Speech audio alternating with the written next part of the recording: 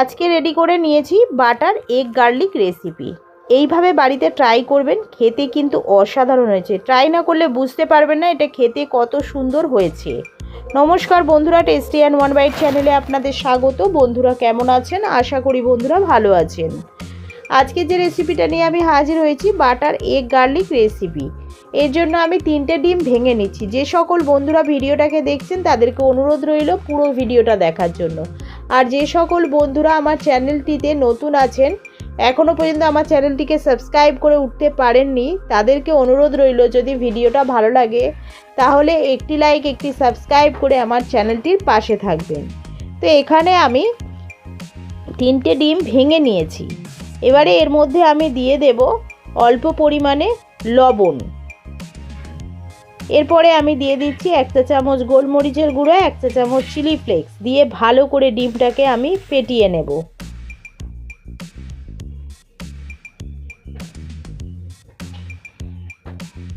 ফেটানোটা complete হয়ে গেছে। আমি এখানে দিয়ে দিলাম ফ্রাইং প্যানের মধ্যে বাটার দিয়ে এবারে ডিমটাকে কিন্তু আমি ভেজে নেব।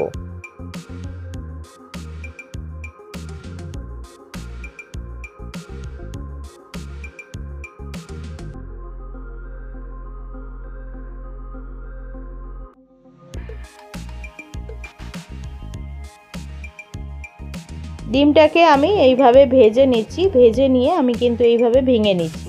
খুব বেশি ছোট ছোট টুকরো করলে হবে না, একটু বড় বড় টুকরোই আমি রেখে দেব। তো বড় বড় টুকরো করে রেখে দিয়ে আমি কিন্তু খুব ডিপ ফ্রাই করব না, হালকা করে আমি ফ্রাইটা করে নেব।